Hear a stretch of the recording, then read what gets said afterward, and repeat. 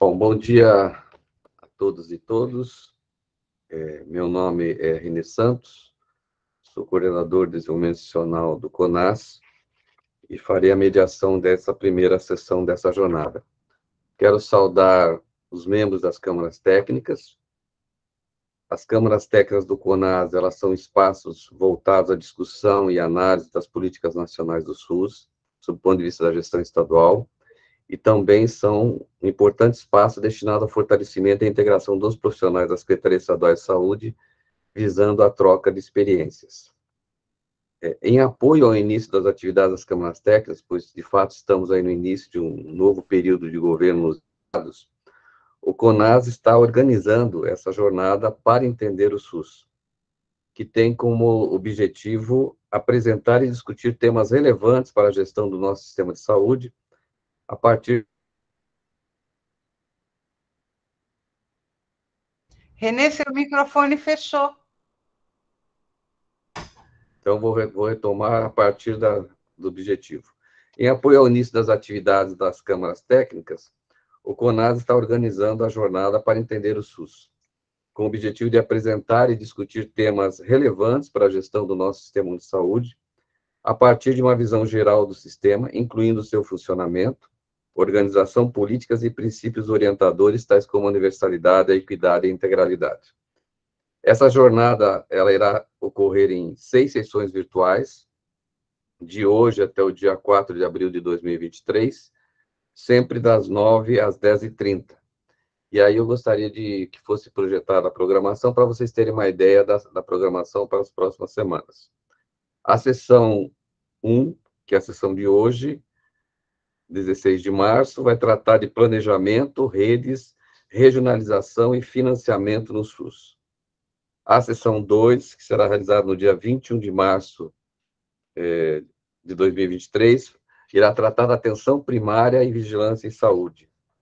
A sessão 3, que será no dia 23 de março, irá tratar da atenção especializada em média e alta complexidade. A sessão 4, no dia 28 de março, da assistência farmacêutica e incorporação tecnológica. A sessão 5, que será realizada no dia 3 de abril, irá tratar de informação, informática em saúde e comunicação. E a última sessão, que é a sessão 6, será realizada no dia 4 de abril, irá tratar das relações interfederativas e a pactuação entre gestores no SUS, os papéis do CONAS, da CIBS e da CIT.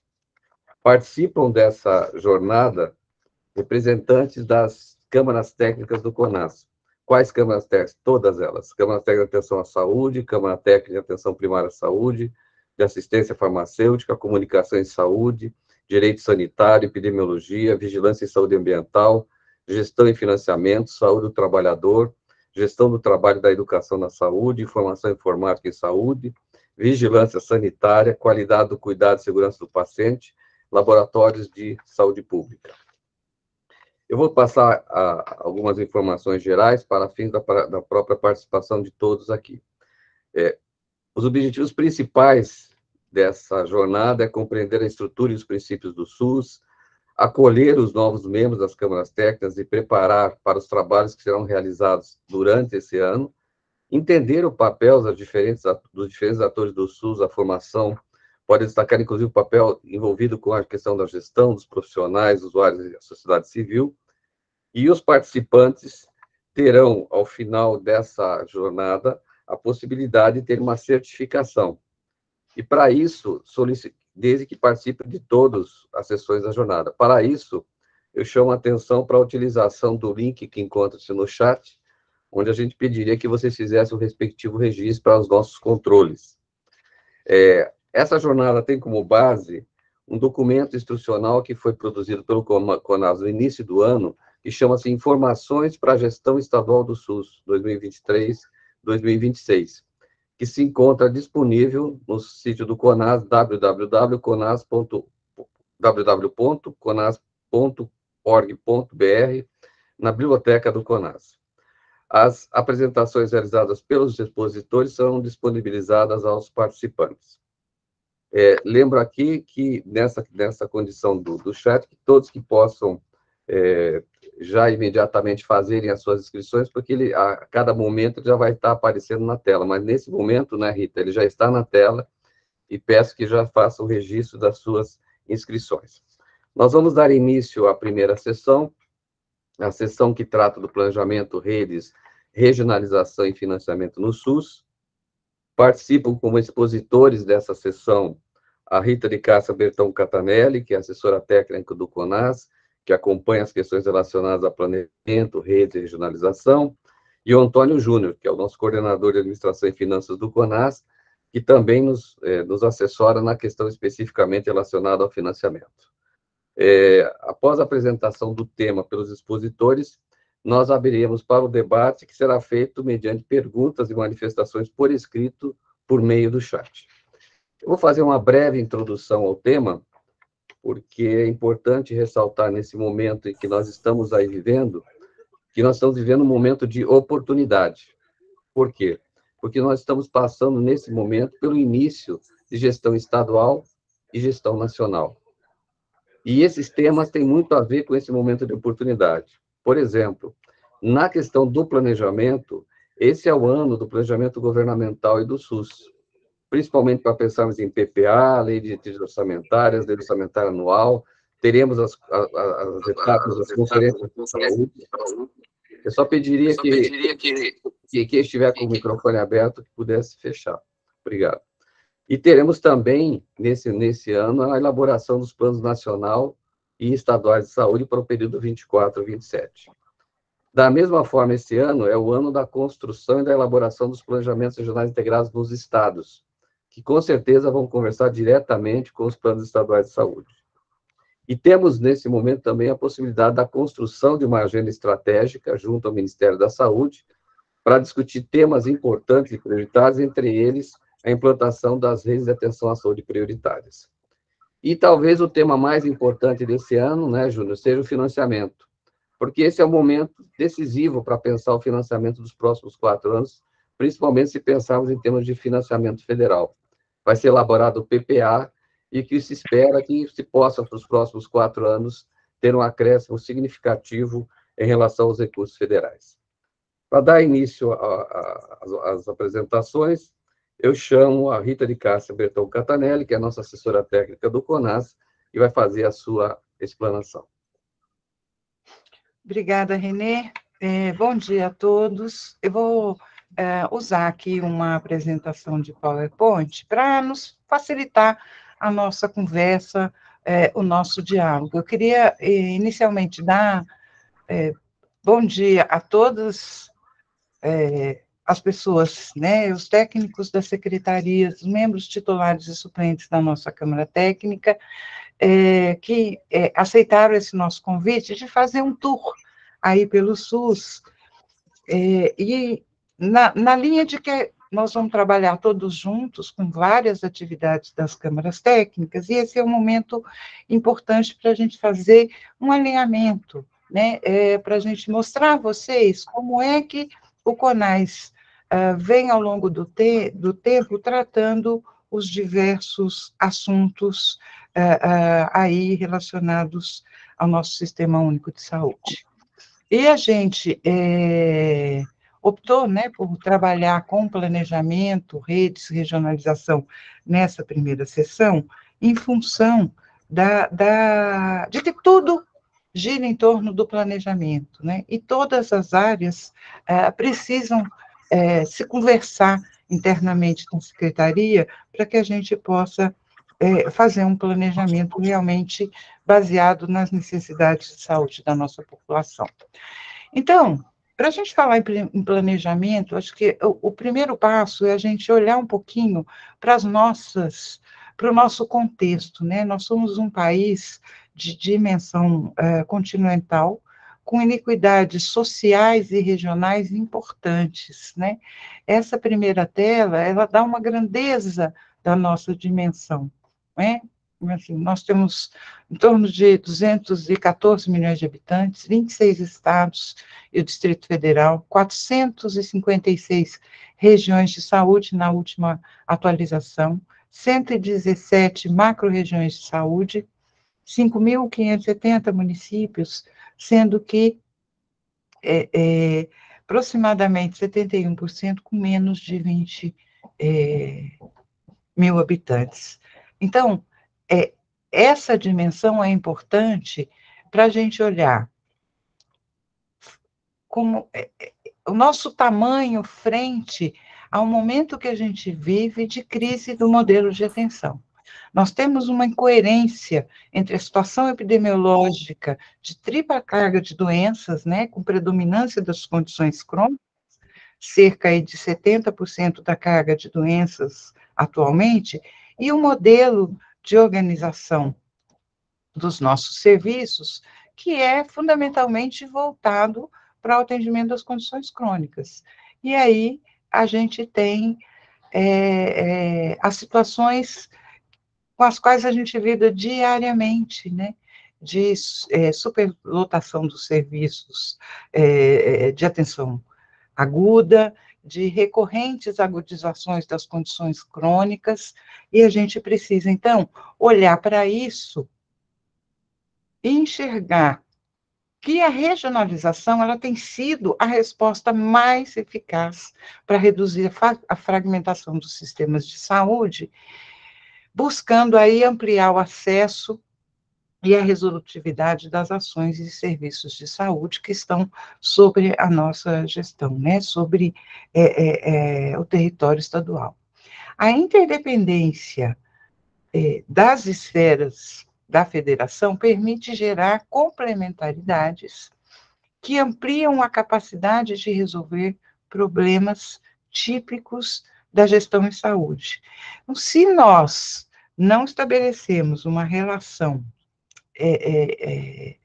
interdependente aí com os parceiros, efetivamente, os municípios e o governo federal, vai ser muito difícil a gente resolver as dificuldades de aquisição de equipamentos, insumos de alto custo, contratação de profissional, escassez de oferta de determinados serviços, principalmente que geram vazios assistenciais importantes, que deixam a nossa população desassistida, né?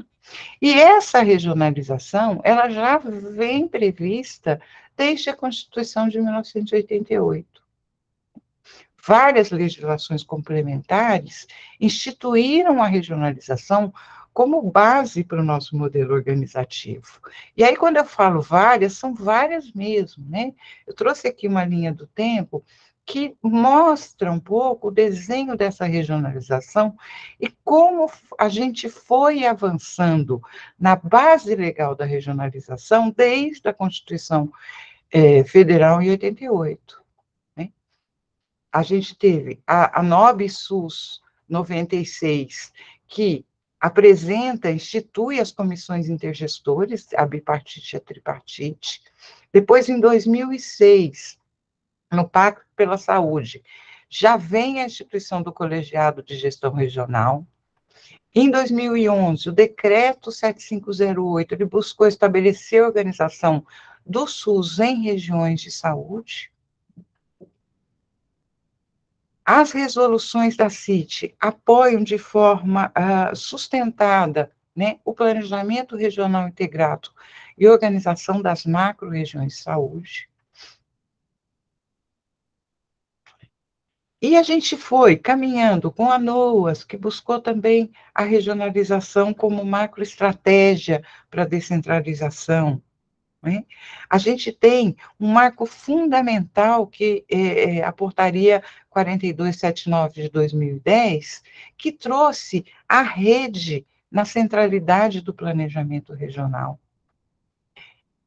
A Resolução 23 da CIT, que trouxe as diretrizes gerais para o planejamento regional integrado, né, e a instalação, a proposição do Comitê Executivo de Governança das Redes.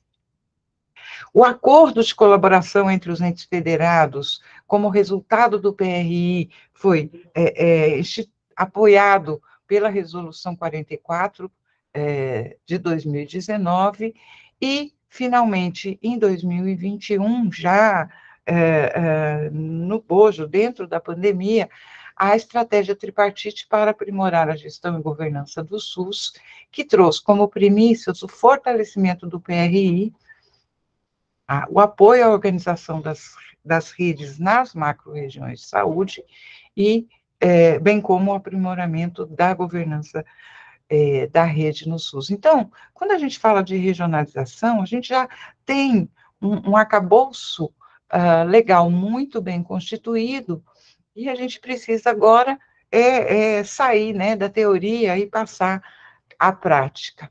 Só para a gente fortalecer essa questão do planejamento regional, eu quero destacar a resolução 23 de 2017 da CIT, que estabeleceu as diretrizes para os processos de regionalização, planejamento regional integrado, elaboração de forma ascendente e governança das redes de atenção à saúde no âmbito do SUS. A resolução, ela trouxe que a implementação do planejamento regional integrado, elaborado de forma ascendente, vocês vão lembrar que na Constituição, na nossa Lei Orgânica de Saúde, está também, já foi aportado lá em 1990,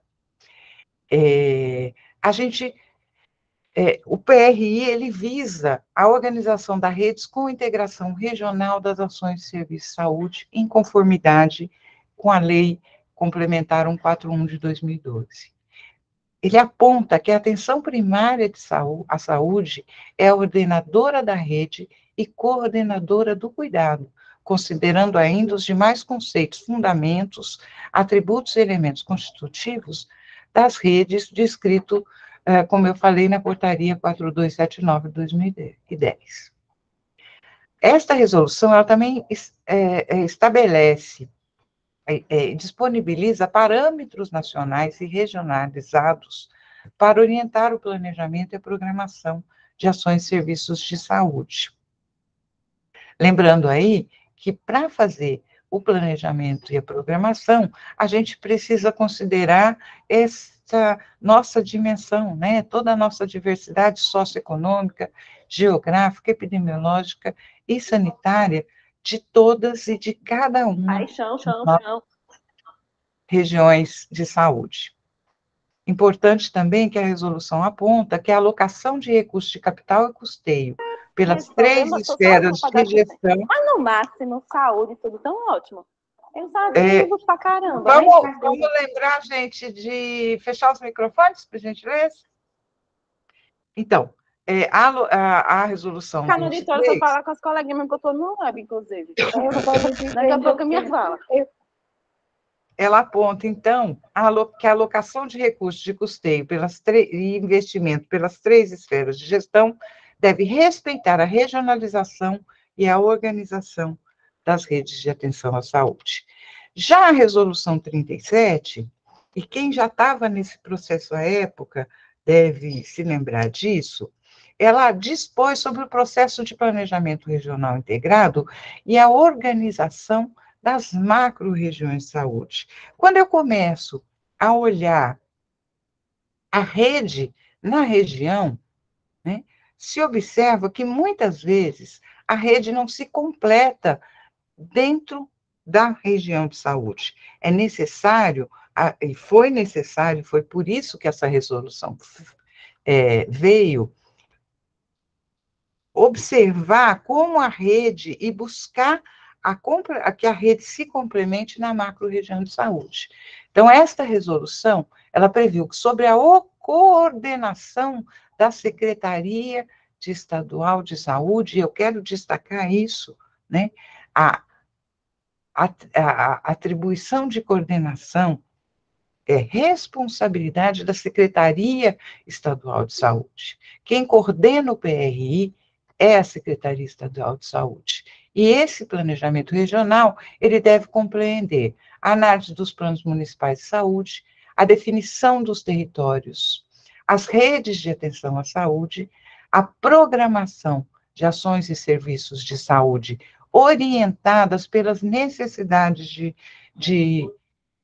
da população, quebrando o paradigma de que a programação se faz orientada pela demanda, e a implementação de mecanismos de gestão regional. Bom, a Resolução 37 nos apontou a necessidade de que a gente discutisse... eu vou pedir a Natália Lira que feche seu microfone. Obrigada, Natália. Bom, voltando então, a Resolução 37 nos trouxe a centralidade da rede. E é importante que a gente converse um pouco de que rede é essa que nós estamos falando. Não adianta se cada ente, se cada área técnica da Secretaria Estadual de Saúde trabalhar em função de uma rede que ela acredita, isolada, sem conversar com as outras áreas, nós não vamos chegar em lugar nenhum. Então, quando a gente fala de redes de atenção à saúde, efetivamente, do que a gente está falando? Nós estamos falando de arranjos organizativos de ações de serviço de saúde de diferentes densidades tecnológicas que, integradas por meio de sistemas de apoio técnico, logístico e de gestão, buscam garantir a integralidade do cuidado. Nós estamos falando de uma rede que tem elementos constitutivos muito bem desenhados. Para uma rede ser constituída, o primeiro elemento é a população. Uma população adstrita à rede de atenção à saúde. Depois, a gente precisa de um modelo lógico, que é o nosso modelo de atenção à saúde. E um modelo de atenção que busque enfrentar os 75% das condições crônicas que a gente tem hoje afetando a nossa população. E um modelo de atenção que também garanta o atendimento às condições agudas. Nós precisamos de uma estrutura operacional, nós precisamos discutir, conhecer os componentes dessa rede de atenção à saúde, que fundamentalmente devem buscar economia de escala, qualidade de atenção e acesso, e garantia do acesso. Esses 3 elementos, eles precisam se conversar o tempo todo na rede. Essa rede, ela tem competências e responsabilidades. Cada um dos pontos de atenção da rede tem que ter as suas competências e responsabilidades descritos, conhecidos, organizados, buscando cuidar. Esses pontos no cuidado integral devem estar correlacionados com a abrangência de base populacional, acessibilidade e escala, para que a gente possa conformar os serviços. E a gente precisa ainda observar as pactuações entre os estados e os municípios para o processo de regionalização e parâmetros de escala e acesso. Então, se a gente pensar numa rede que ela é ordenada pela atenção primária, todos os outros pontos de serviço, de atenção, eles devem conversar com a atenção primária, além de conversarem entre si. Esta rede, ela não vai funcionar sozinha, ela precisa, e o nosso arcabouço legal institui uma dimensão de governança dessa raça, que na região, né, nós temos, então, a CIB estadual, que é responsável pela governança estadual da rede e tem um caráter deliberativo. As comissões intergestores regionais, que são responsáveis pela governança da ABS, dos pontos de atenção secundários, sistemas de apoio logísticos, nos âmbitos regionais, que também é deliberativo, e pelo Comitê Executivo de Governança da RAS, que é vinculado à CIB, de natureza técnica e operacional, que é responsável por monitorar, acompanhar, avaliar e propor soluções para o funcionamento adequado da rede. Então, nós precisamos que essa governança funcione e ela dê um passo para além de sentar os gestores estadual e municipal na CIB, mas que a gente possa trazer no Comitê Executivo de Governança da RAS aquelas unidades, aqueles pontos de atenção, os responsáveis pelos pontos de atenção que vão compor e discutir os problemas e propor as soluções naquela macro-regional, naquela rede. Existe, então, né, a governança do SUS e a governança da RAS. A governança do SUS, a gente tem, no âmbito nacional, a Comissão Intergestora e Tripartite, que é composta aí pelo Ministério da Saúde, CONAS e CONASEMS. No âmbito estadual, a gente tem as CIBs, representantes de secretaria estadual e dos COSEMES, que são os representantes dos municípios. E temos também a Comissão Intergestores Regional, que aí tem representantes da Secretaria Estadual de Saúde e das secretarias municipais, já no âmbito regional. E no Comitê Executivo de Governança da RAS, aí sim, a gente tem representantes da Secretaria Estadual, das secretarias municipais, do Ministério da Saúde, dos prestadores mais significativos envolvidos na rede, tanto públicos quanto privados, porque é interessante, né, até pouco antes do Comitê de Governança, a gente sentava, enquanto gestão estadual do SUS, propunha fluxos, propunha a participação dos prestadores nos atendimentos, nos diversos serviços, mas muitas vezes não conversávamos com eles de forma efetiva de como esse serviço devia ser feito. Então, o Comitê de Governança da Rede também tem representantes do controle social e outros atores aí, dependendo da realidade de cada comitê, cada região. Isso tudo traz para a gente alguns desafios. Fundamentalmente, nós precisamos estabelecer consensos sobre resolutividade, acesso, escala, regulação, responsabilidades individuais e compartilhadas, tanto na região de saúde, por meio da CI, quanto na macro-região, por meio da CIPS.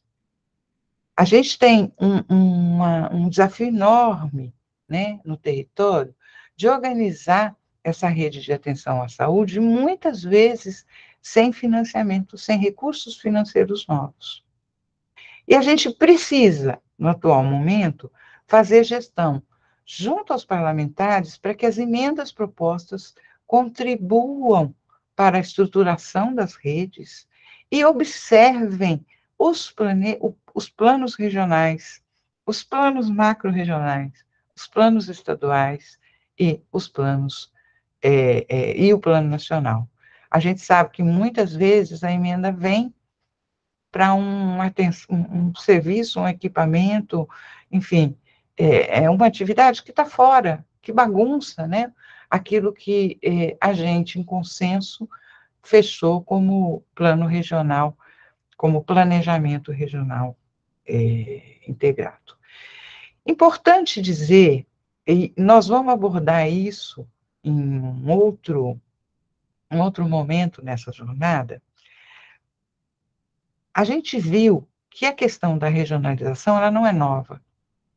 E, fundamentalmente, a partir das resoluções da CIB, que marcaram de forma contundente a responsabilidade estadual de coordenar essa rede, de coordenar o planejamento regional integrado, o CONAS buscou e demandou para o PROAD um projeto que tem como objetivo principal apoiar as secretarias na elaboração desse planejamento regional integrado. Nós vamos abordar isso mais para frente, não dá para falar tudo, né, nessa 1h30 que a gente propôs esses encontros e esses temas, mas eu queria destacar a importância, principalmente para aqueles técnicos que estão chegando agora na gestão estadual do SUS. A gente teve, nas nossas câmaras técnicas, uma variação muito grande de representantes, né? Eu tenho câmara técnica aqui que mais de 80% dos membros são novos na gestão estadual. Então, é importante para que quem está chegando busque as informações de como está esse projeto focado no planejamento regional integrado, para que a gente comece a se apropriar das coisas que existem no que tange ao planejamento regional integrado. Eu trouxe aqui um trecho do livro, né, CONAS Debate, que nasceu a partir de um evento feito no CONAS, que debateu governança regional das redes de atenção à saúde, de 2016, e que eu acho que é extremamente atual, né? Entender como os agentes se organizam para produzir de maneira colaborativa, não apenas bens, mas também valores públicos, é o início de um processo de construção de resposta para os problemas vividos pela sociedade contemporânea.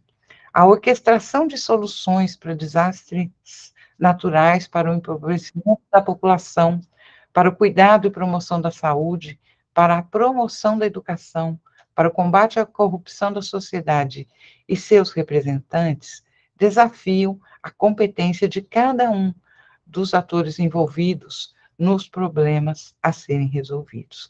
Então, todos nós temos aí a nossa responsabilidade. E eu convido vocês, como eu falei, este livro, em que pese tenha sido elaborado lá em 2016, ele está absolutamente atual pela situação que a gente vive e pode nos dar pistas importantes para como é que a gente vai levar a governança regional das nossas redes a se fortalecer e a se tornar mais efetiva. E aqui o René já havia destacado isso, nós lançamos e entregamos aos secretários na primeira assembleia desse ano um documento muito enxuto, né, que traz informações para a gestão estadual do SUS em vários aspectos, né, em vários temas, alguns dos quais a gente vai tratar aqui nessa jornada. E esse documento também traz pistas, também traz legislação, existem links lá que às vezes a gente tem dúvida, será que qual a legislação mais atual sobre esse tema? Você clica no link e vai direto para a legislação.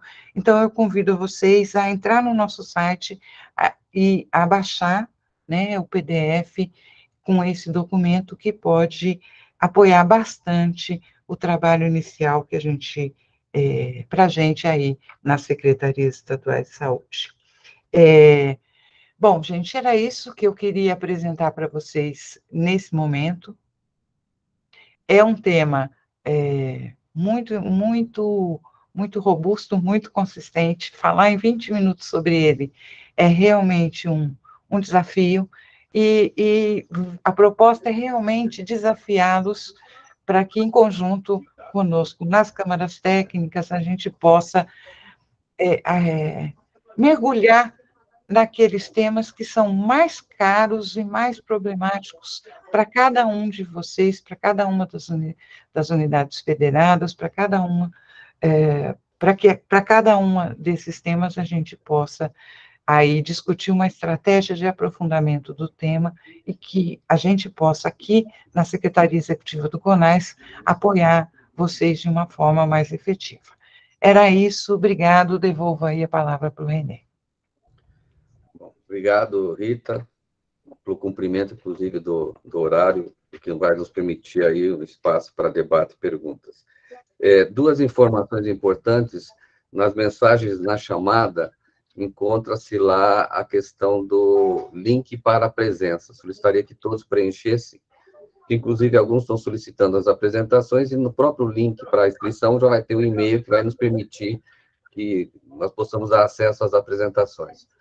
Em relação ao material instrucional que a Rita comentou, também lá na mensagem, na chamada, vocês têm o link completo para vocês poderem acessar também informações para a Gestão Estadual do SUS 2023-2026.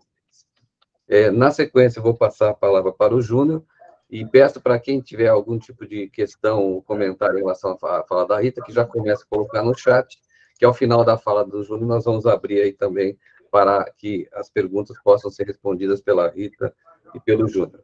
Eu passo imediatamente a palavra ao Antônio Júnior, que é o nosso coordenador de Administração e Finanças e nosso assessor técnico de referência na área de financiamento. Bom dia a todos e a todas. Uma responsabilidade muito grande, né? Depois que nós atingimos aí mais de 450 pessoas participando aqui dessa nossa jornada, né? Isso demonstra um interesse bastante grande, né? No sentido de aprimoração das atividades. Eu peço desculpas já antecipado, eu estou convalescendo aqui de uma doença, estou um pouco afônico, então eu vou tentar ser bem objetivo.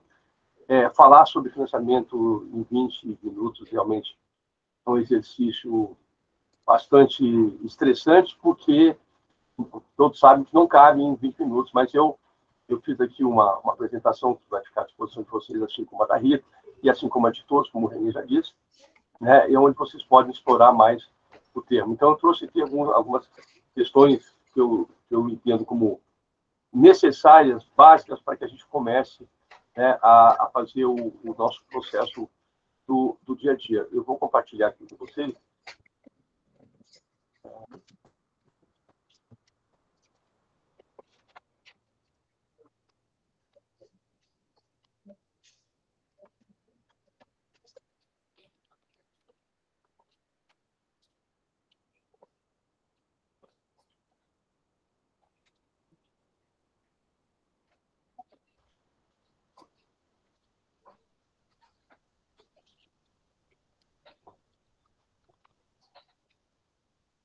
Bom, eu parei de ver vocês estão vendo aí? Ainda não. Não, Júnior. ainda não. Agora está entrando. Isso aí. Que é porque ele me tira a visão de me apresenta só na tela. Bom, como a Rita colocou de forma bastante clara, os instrumentos não monetários eles têm que estar completamente integrados. E a partir deles se começa a pensar no processo de monetarização, né? de transformar em valores aquilo que foi estabelecido. Sempre é importante, e muitas vezes a gente entende que muitos temas que passam em frente aos nossos olhos não têm uma importância sobre o nosso trabalho, mas sempre tem, né? Então, a análise da conjuntura ela é fundamental.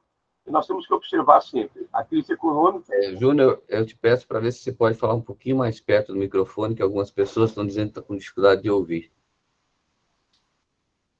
Eu vou tentar aumentar aqui o volume. Melhorou agora? Estão me ouvindo bem? Sim, perfeito. Ok, então vou voltar aqui.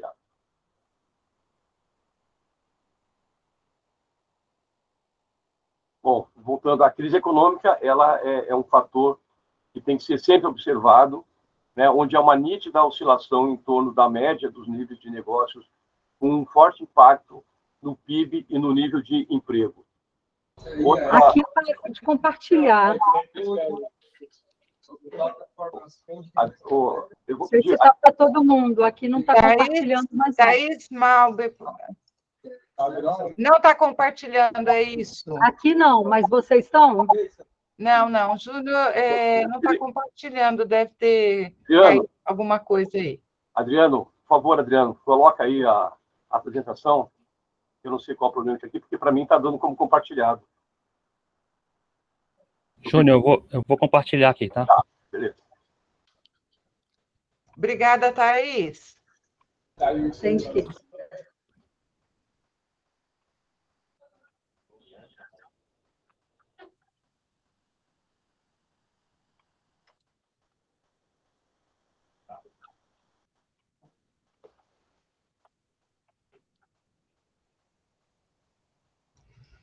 Agora sim, Júnior, voltou o compartilhamento. Ok, beleza. O Adriano passando aí fica mais fácil, porque eu consigo enxergar aqui também. Eu não fico só com a tela fechada para mim. Bom, a crise econômica eu já citei, pode passar, Adriano. A crise política, que é a instabilidade na governança manifestada pelo desequilíbrio entre o Estado, a sociedade e o mercado. Pode avançar, Adriano. E a crise fiscal, né, que é o que se recebe de impostos, não dá mais para atender às demandas e gastos a serem quitados. Então, essa análise de conjuntura ela é fundamental para que a gente consiga entender a nossa posição no processo, porque, com certeza, isso tudo impacta o desenvolvimento das nossas atividades. Pode passar, Adriano? Bom, a responsabilidade pela gestão do SUS ela é inequívoca, né?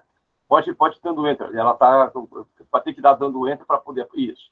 Então, a 8080, né, de 1990, ela já traz lá no seu artigo 9º, né, buscando o que já dizia a Constituição de 88, né, que a direção do SUS ela é única, né, e é exercida em cada esfera de governo pelos seguintes órgãos, né? Então, na União, pelo Ministério da Saúde, nos estados e Distrito Federal pela respectiva Secretaria de Saúde ou órgão equivalente, e nos municípios pela respectiva Secretaria de Saúde ou órgão equivalente. Então, não dá para abrir mão, né, a partir do momento que o secretário de Saúde é nomeado, ele passa a ser o responsável pela gestão do SUS.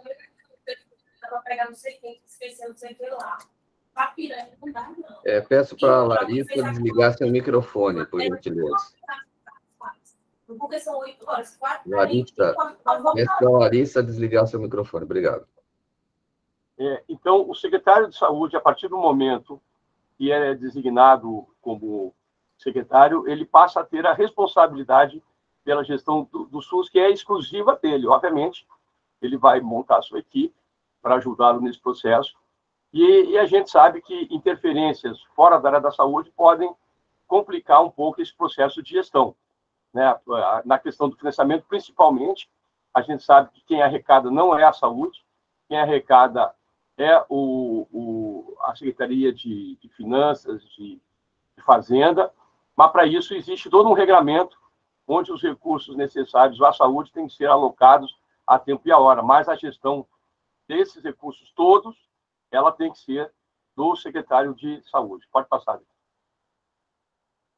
Então, no fluxo de processo de gestão em saúde, né, nós, seguindo as diretrizes das conferências de saúde, sob a orientação do Conselho de Saúde e de normas reguladoras normatizadoras, os gestores da saúde deverão organizar o planejamento das ações de saúde a serem executadas de forma ascendente e integrada, sobre os respectivos níveis de responsabilidade. A Rita deixou muito claro como é que isso acontece, e aqui é um momento de integração e concentração para que as coisas comecem com o pé direito, né? Então, na lógica do planejamento, o conhecimento do território e suas necessidades assistenciais de saúde são fundamentais, estabelecidos isso num plano de saúde, a definição e priorização de objetivos e metas em um período anual, que é configurado na programação anual de saúde, a definição das ações de saúde a serem executadas por meio de metas físicas e necessidades dos recursos financeiros, que culmina com o projeto de lei orçamentária anual. Esses instrumentos eles têm que ter total integração.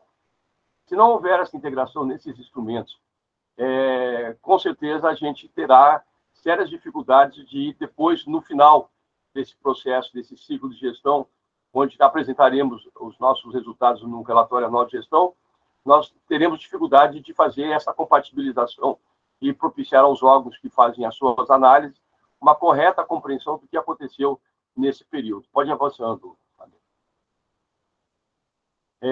O financiamento ele se dá, né, com a União, né, de acordo com a emenda constitucional 95 de 2021, 15% da receita corrente líquida com base em 2017, mais o IPCA ano a ano.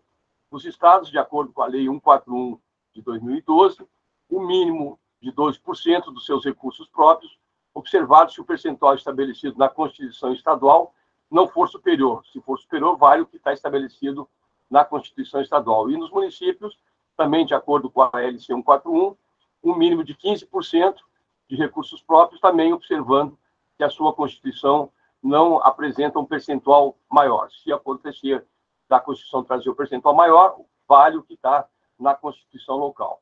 A operacionalização desse financiamento, seguindo todas as orientações dos instrumentos não monetários com o instrumento monetário que é a LOA. Então, a transferência dos recursos fundo a fundo aos entes subnacionais, no caso da União, né, vai para contas correntes específicas em instituições financeiras oficiais federais abertas pelo Fundo Nacional de Saúde. No caso dos estados, a transferência dos recursos para as contas correntes específicas dos fundos estaduais e distritais e transferências dos recursos fundo a fundo para os fundos de saúde dos municípios em contas correntes específicas. E, da mesma forma, dos municípios, também as transferências em contas correntes específicas dos fundos de saúde dos municipais. Então, aqui, o recurso federal vai para as contas abertas pelo Fundo Nacional de Saúde, né, onde mensalmente recebe aquela parte do décimo, e, no caso dos estados, a arrecadação baseada, né, feita pela Secretaria de Fazenda, de Finanças, né, o percentual da saúde tem que ser transferido para a conta do Fundo Estadual.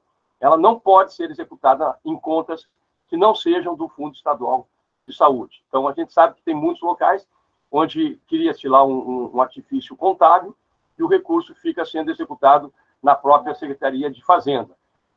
Isso vai contra a LC 141, onde, depois de arrecadado e depois de ter um decreto de programação financeira, que, de acordo com a Lei de Responsabilidade Fiscal, tem que acontecer 30 dias após a promulgação da LOA, esses recursos têm que ser transferidos da Fazenda para a conta do Fundo de Saúde. Pode passar, Adriano.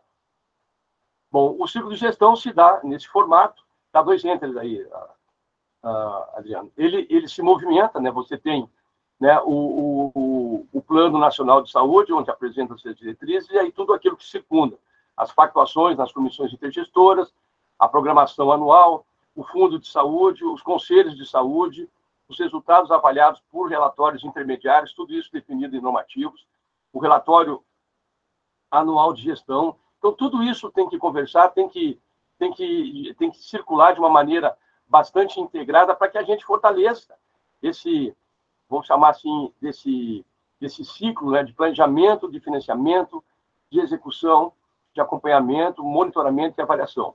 A gente sabe que um planejamento ele é feito buscando sempre as melhores técnicas, mas durante o percurso, muitas coisas podem acontecer e ele precisa ser, né, reformulado. Então, a programação anual de saúde tem que retratar fielmente o que se pretende fazer, se adequando a partir desse processo de monitoramento e acompanhamento para uma avaliação, para que isso seja rearranjado e a gente consiga executar um orçamento de forma adequada, porque, além de tudo isso, dos instrumentos não monetários, você tem o regramento da execução orçamentária, financeira e contábil, que também é visto de uma maneira, muitas vezes, isolada daquilo que você fez. Então, não adianta você ter uma execução orçamentária aí da ordem de 90,9%, onde você tem o cumprimento das suas metas físicas com percentuais muito abaixo daquilo que foi esperado. Então, se conclui que ou você não fez adequadamente as metas físicas, né, mas você conseguiu executar um orçamento dentro daquilo que havia sido planejado, né, ou com menos quantidade de metas físicas, e não readequou os seus planos. Então, isso, a partir do momento que os órgãos competentes começarem a fazer essa vinculação de metas físicas com metas financeiras, nós vamos começar a ter problemas, porque o que justifica a execução de uma proposta orçamentária é justamente a execução, né, de um planejamento integrado de forma bastante adequada. Pode passar, Adriano. E aí, eu trago aqui, eu volto um pouquinho, esse é o decreto 7508, que a Rita citou, e a lei complementar 141 como instrumentos balizadores, né, além de várias outras normas, mas o decreto 7508 de 2011, que regulamentou a lei 80, depois de a lei de 1990, então você teve aí 21 anos para que ela fosse regulamentada, isso aconteceu em 2011, e a lei complementar, né, que trouxe aquilo que a emenda constitucional 29 apresentou lá em 2000. Então você tem aí, né, 12 anos para que ela fosse então regulamentada, e hoje são, na minha avaliação, duas normas que precisam ser bastante conhecidas para quem desenvolve a atividade de planejamento e financiamento. Pode passar. Aí, como já foi, a gente já apresentou, a nossa biblioteca do site do CONAS, ela é bastante rica. Pode dar um enter, Adriano.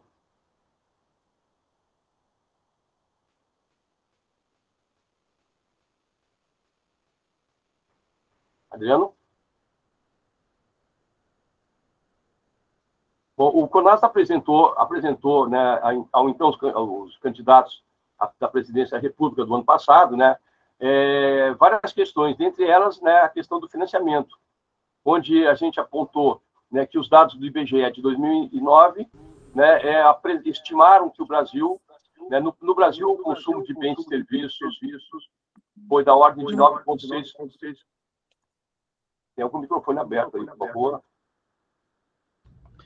Ricardo Santos, por gentileza, fechar o microfone. Obrigado. Bom, então os dados do IBGE apontavam para 9,6% do PIB, que o consumo de bens e serviços de saúde foi da ordem de 9,6%, sendo que apenas 3,8% são gastos públicos, quando comparados a países com sistemas universais de saúde.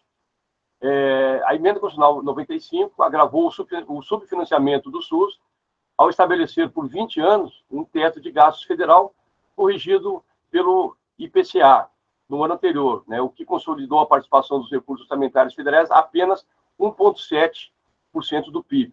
Então, o congelamento do piso federal de aplicação de recursos em saúde pela emenda constitucional 95 retirou quase 37 bilhões do SUS entre 2018 e 2022, em comparação com a regra anterior.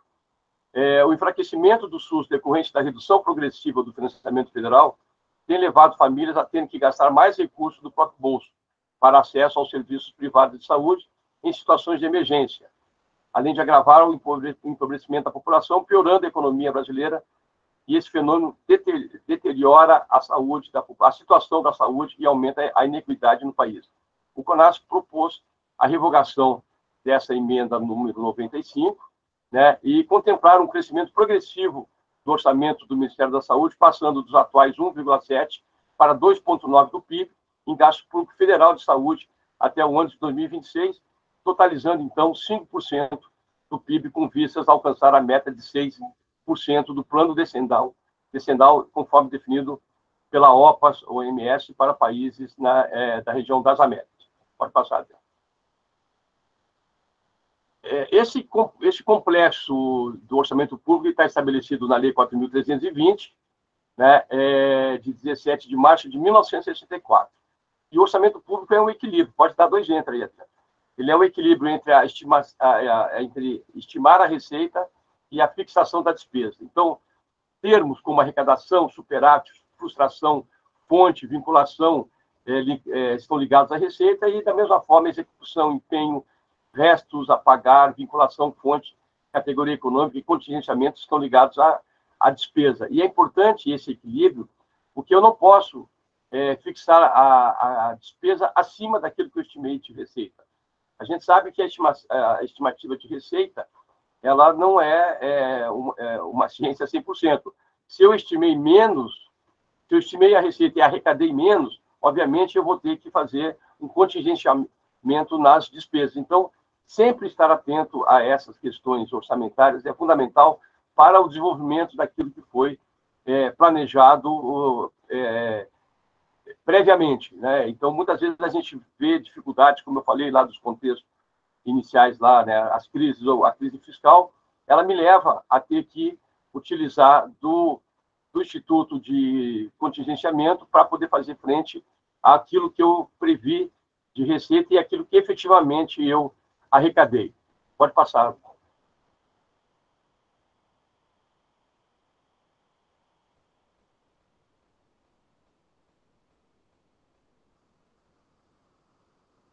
Adriano?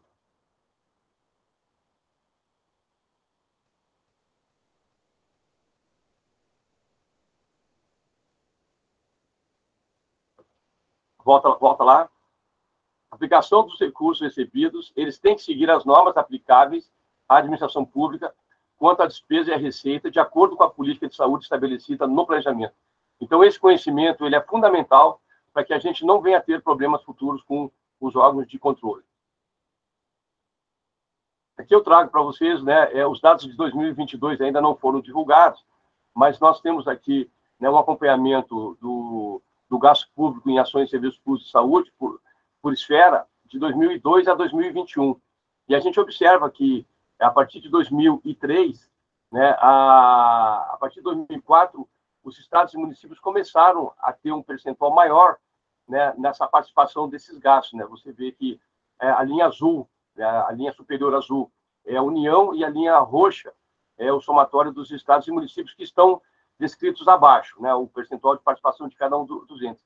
E a gente observa que em 2020 houve uma redução, né, por conta dos créditos extraordinários. Né?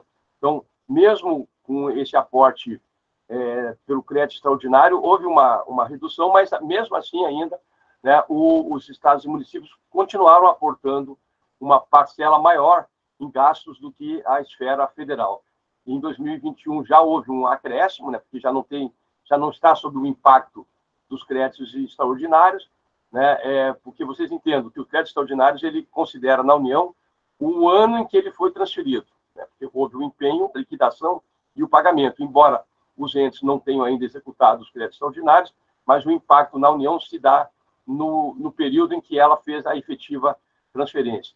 E agora a gente está aguardando aí, essa fonte é do CIOPS, os dados de 2022 já foram entregues, um tanto quanto um atraso que dificulta muitas vezes as análises por conta que, infelizmente, o tempo passa muito rápido, mas os dados já estão em tratamento e, com certeza, essa curva ela começa a abrir novamente como uma boca de jacaré, né? Onde os estados e municípios têm uma participação maior nos gastos do que a União. Pode passar, Adriano. Bom, aqui eu trago... deixa só o primeiro. Eu peguei os dados ainda não oficiais, né, de 2022 do CIOPS, e aqui a gente observa, né, o que os estados e municípios aportaram de recursos acima do mínimo constitucional.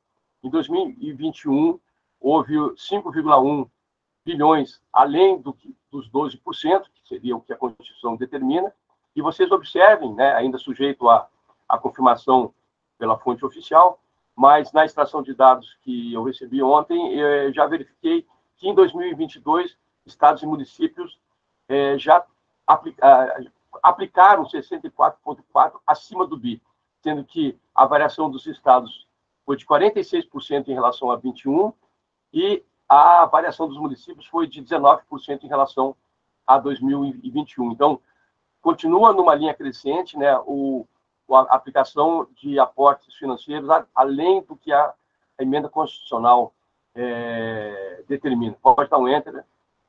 Por outro lado, a gente observa os saldos em contas e a gente vê que em 2021, apesar dos estados terem aportado 11,4% além do mínimo, houve um saldo nas contas federais de 9,9%. E os municípios aportaram 40% e o saldo nas contas de 16,9% no agregado. Então, a gente vê que em 2022, né, houve um acréscimo de 3% nos saldos dos estados, que mantém uma linha bastante linear, né, uma linearidade nessa questão dos saldos, né, e os municípios uma redução de 9% em relação a 2021. Pode dar mais um enter, Adriano? Em relação aos repasses, a gente observa que de 2021 para 2022, houve uma variação de menos 15% nos recursos aportados pelo Fundo Nacional aos estados e de menos 0,1%, praticamente o mesmo valor, nos recursos transferidos aos municípios. Mas essa redução de 27,4% para 23,2%, com certeza, ela está balizada nos créditos, algum potencial de crédito extraordinário e emendas. Eu trago essa informação para que vocês avaliem em cada um dos estados, avaliem o que pode ter acontecido para ter essa redução aí de praticamente 15% na realidade de aportes inferior em relação ao ano anterior. Pode dar um enter, Adriano. Aqui um comparativo, volta um. Aqui falta, deixa só o fundo estadual por enquanto. Bom, aqui, em função dos saldos e os repasses, a gente tem quase um percentual teórico da execução financeira, simplesmente olhando os saldos, né? E aí é importante dar relação aqui, são valores em bilhões, ele reflete a posição de 31 de dezembro de cada ano, o somatório é dos saldos de todas as contas correntes federais, e esses valores não refletem os restos a pagar. Eu faço essa preparação para falar rapidamente sobre a LC 197 após, mas aqui, Adriano, se tu puder tirar ali, dar 2 setas para cima para deixar só o fundo estadual. Mas a gente já observa que o percentual teórico de execução financeira, comparando 19 a 22, ele vem sendo reduzido, né? Você tem aí 2019 quase 80% de execução financeira, caiu para 68% em 2020, 63% em 21 e agora em 2022, 56%. Essa análise é uma análise meramente numérica, financeira, entre os saldos e os repasses recebidos no período. Pode dar um enter agora. Se olharmos para os fundos municipais, nós vamos observar que... Adriano?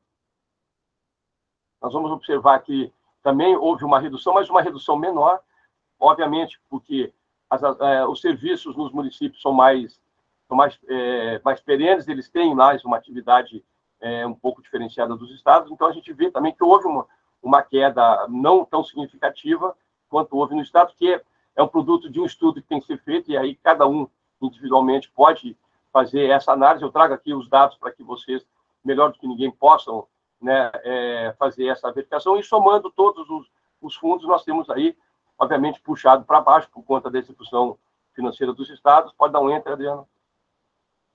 Nós temos aí também uma redução nesse percentual de execução financeira, olhando simplesmente os dados numéricos, né, de extrato e repasse, né, não levando em consideração o que, para mim, é mais importante e, em momento algum, sempre é citado, que são os restos a pagar.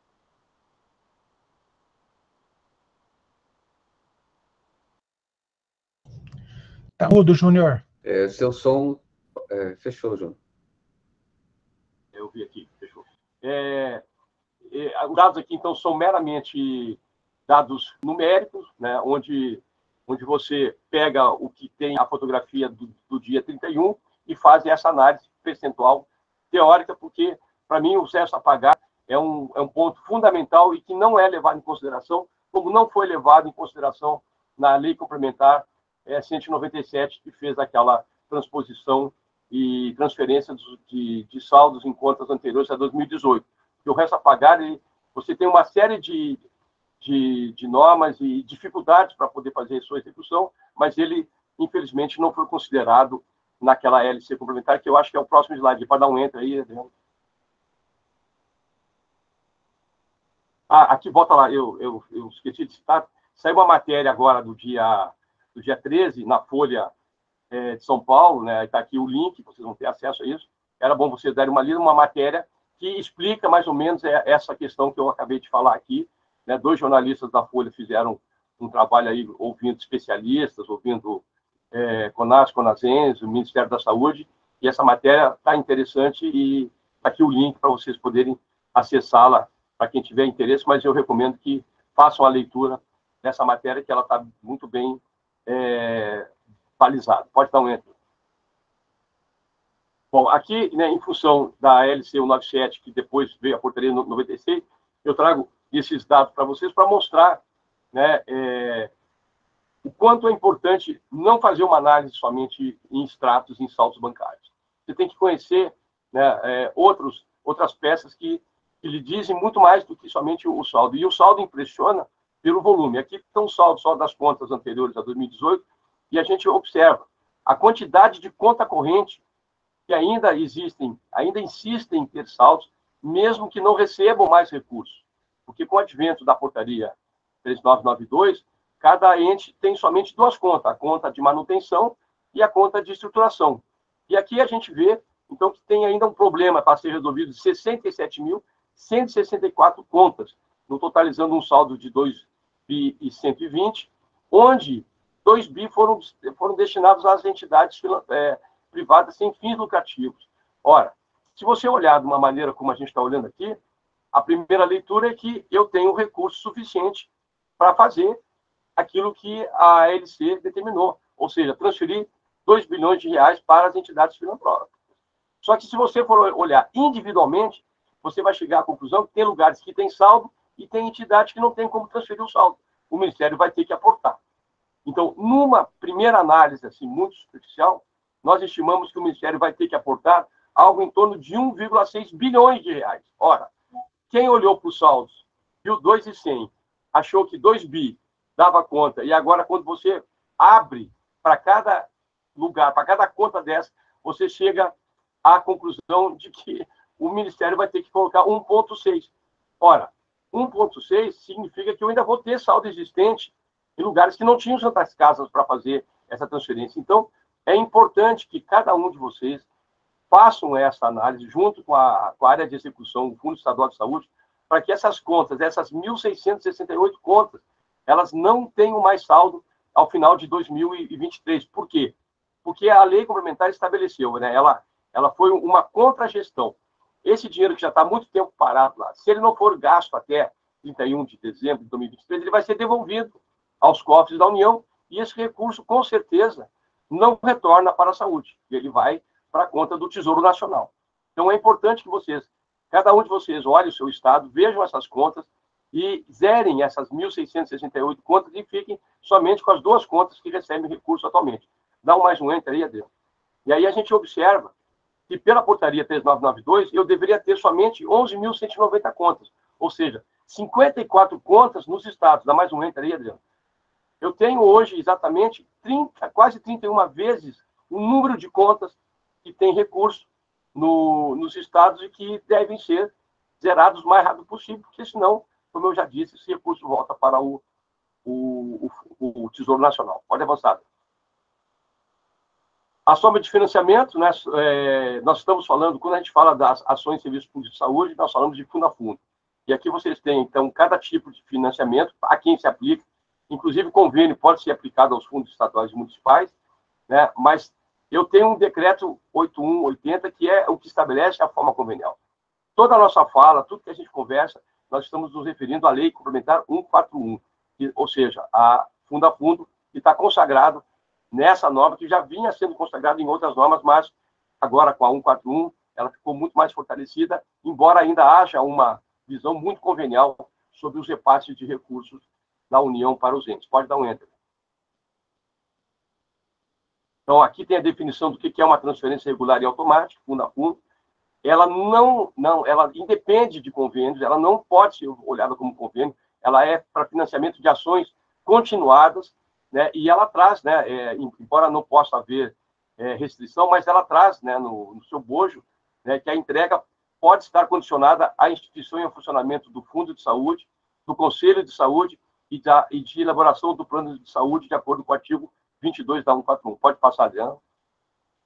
Aqui nós temos, para que não haja confusão, né, o que é um fundo a fundo, quais são as bases legais, os favorecidos, o que é um convênio, qual é a formatação que se dá do convênio, como é que se tem a comprovação de gasto, né, qual é o prazo de envio das comprovações e como é que se dá a aprovação dos relatórios. Então, é muito característico a gente ter essa compreensão para não confundir mais esses recursos que são transferidos fundo a fundo como se fossem convênios que têm o convênio é para atividade que tem início, meio e fim. O fundo a fundo é para atividade continuada. Pode passar dentro. Bom, já caminhando para o final, as despesas com ações e serviços públicos de saúde realizadas pela União, Estados e Distrito Federal, municípios, deverão ser financiados com recursos movimentados por meio de fundos. Recursos da União serão transferidos aos demais entes da Federação e movimentados até sua destinação final em contas específicas mantidas em instituições financeiras oficial federal. Pode avançar, Adriano. Os fundos de saúde devem ser instituídos por lei e mantidos em funcionamento pela administração direta da União, dos estados e do DF e dos municípios, e constituem-se em unidades orçamentárias e gestoras dos recursos destinados às ASPs, ressalvados os recursos repassados diretamente às unidades vinculadas ao Ministério da Saúde. É a única exceção, é no nível federal. Aí eu peço que vocês olhem a lei de criação do fundo de vocês e vejam se ela está adequada ao que... Fechou seu microfone, Júnior. Alguém tá... O Penel, acho que querem que eu pode falar, então. Porque não, eu não mexi no seu microfone. Está fechando sozinho aqui, enfim.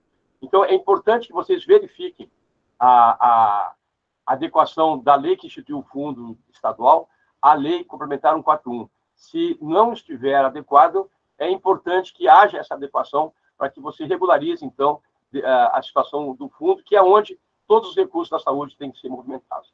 Pode passar, Deus? Aí tem a natureza jurídica definida pela instituição da Receita Federal, que ela alterou agora em dezembro, onde estabelece a natureza jurídica, né, para fundos públicos da administração pública. E aí a gente não pode confundir natureza jurídica com personalidade jurídica. O fundo não tem personalidade jurídica, mas ele tem natureza jurídica, e essa natureza jurídica aqui disposta tem que estar adequada com o CNPJ, e isso aí com certeza está, porque é a única condição que o Fundo Nacional de Saúde olha hoje para fazer a transferência dos recursos. Se não tiver adequado, ele devolve o processo para a área finalística para que haja, então, esse acerto da natureza jurídica. Pode passar, Deus. Bom, encerrando mesmo, aproveitar essa oportunidade que nós estamos aqui com todos os estados e os técnicos, algumas dificuldades observadas ao longo do tempo na gestão dos recursos que devem ser comprovadas, né? Que nós estimamos aqui, fizemos uma análise do que poderia estar levando a essa dificuldade desses recursos ainda estarem algum tempo parados em algumas contas, né? De uma forma linear. Obviamente que nós temos estados que não deixam recursos parados, mas nós temos outros estados com alguma dificuldade. Então, relacionamos aqui para vocês, então, fazerem esse exercício de casa e comprovarem ou não essas dificuldades. As portarias do Ministério da Saúde deixam dúvidas quanto às orientações de mérito e utilização dos recursos, além de que as ações orçamentárias estabelecidas nas diversas leis orçamentárias nem sempre apresentam a correlação. Pode dar enter. Os recursos transferidos aos entes subnacionais na modalidade fundo a fundo muitas vezes são interpretados e normatizados como instrumentos de convênios, que pese as atividades continuadas não poderem ser financiadas por meio desse instrumento. Pode avançar. Pouca atenção para a compatibilidade entre os resultados da execução orçamentária e as metas físicas estabelecidas em instrumentos de planejamento. Complexidade normativa das questões fiscais, orçamentárias e contábeis, além do que tais normas podem não ser compatíveis entre si, causando seu eventual descumprimento. Interferência das secretarias de Finanças, Fazenda e Economia na gestão financeira da saúde. Falta de prioridade nas compras específicas de insumos para a saúde em função de processos centralizados de compras sob responsabilidade de outras áreas de atuação que não a da saúde. Processos licitatórios morosos e complexos. Dificuldade de compreensão do tema saúde no meio dos consultivos jurídicos dos entes. Tempo despendido para a inclusão dos recursos financeiros recebidos na lei orçamentária e, por fim, a rotatividade excessiva da força de trabalho na atividade meio para tratamento de matérias essenciais para o planejamento, logística e execução orçamentária, financeira e contábil. E, por fim mesmo, né, pontos fundamentais que têm que ser observados. O secretário de Saúde é necessariamente o patrocinador da gestão. O planejamento tem que seguir diretrizes. O orçamento tem que estar em consonância com o planejamento efetuado. Monitoramento e acompanhamento de metas físicas e orçamentárias tem que ser permanente. Ter conhecimento das ações da área da saúde. Ter conhecimento normativo compatível com o desempenho das atividades. Políticas públicas na área de saúde têm que ser bem definidas. Estrutura física e operacional compatíveis com as atividades desenvolvidas. Então, era isso, pessoal, que eu tinha para falar para vocês, né? E sempre lembrando da integração de todas as áreas, né? Esse saber multidisciplinar, ele é fundamental para o sucesso das atividades desenvolvidas na área da saúde, como em qualquer outra área. Se não houver o saber multidisciplinar, as dificuldades aumentam. Muito obrigado aí pela atenção. Obrigado, Júnior. Nós estamos aí há praticamente 8 minutos do encerramento da sessão. Eu queria pedir para o Edson Pistori, que é o nosso assessor da área jurídica do CONAS, que está trabalhando diretamente também com a jornada, que desse algumas informações em relação a como acessar a questão do material das apresentações, como acessar a gravação. Mas eu queria insistir que aqueles que ainda não assinaram a lista de presença no link que está aparecendo na mensagem da chamada, que façam imediatamente antes do encerramento da sessão. Esse link está aí ao lado nas mensagens chamadas. Mas eu peço para o Edson fazer essas observações aí para orientação, porque muita gente pediu aqui acesso à gravação, acesso às apresentações. Acho que vou pedir para o Edson deixar assim, uma informação geral sobre isso. Bem, muito bom dia a todos e a todas. Obrigado, Rita, obrigado, Júnior, pelas apresentações. Os participantes dessa nossa sessão vão ter 2 caminhos para acessar os materiais. Nós vamos enviar para os e-mails de vocês um link onde vocês vão conseguir baixar tanto as apresentações que foram feitas pela Rita e pelo Júnior, quanto a íntegra desse vídeo para vocês assistirem novamente. Se vocês quiserem compartilhar esse material com outras pessoas, esse mesmo vídeo que está sendo enviado para vocês por um link, vai estar no canal do CONAS no YouTube, provavelmente no dia de amanhã ou segunda-feira, assim como todas as outras sessões, para que qualquer pessoa possa acessar e assistir essa nossa apresentação e, enfim, entender melhor o funcionamento do SUS. De todo modo, agradecemos todos os participantes que estão conosco até agora, já são quase 485 pessoas que estiveram conosco, e convidamos vocês para estarem na próxima sessão na terça-feira. É contigo, Renê. Bom, só corrigindo, nós chegamos a ter 501 participantes, acho que no pico máximo, né? Então, salientar aí a audiência. Temos uma pergunta apenas na mensagem, na chamada, e antes de eu encaminhar o encerramento, eu queria que o Júlio respondesse. De Maria Verônica, restos em contas antigas podemos utilizar? Tipo, se for de investimento, posso utilizar para custeio e vice-versa? Júnior. Verônica, sim, a lei complementar 197. Desligou seu microfone, Júnior. Eu estou com a mão longe do mouse aqui, o bicho fecha, ó, tem para gozar disso. Viu, Verônica? A própria LC e a portaria, elas estabelecem exatamente isso. E o CONAS fez uma nota técnica, que eu acho que é do alcance de vocês, né, Rita? Nós encaminhamos para as câmaras técnicas, né?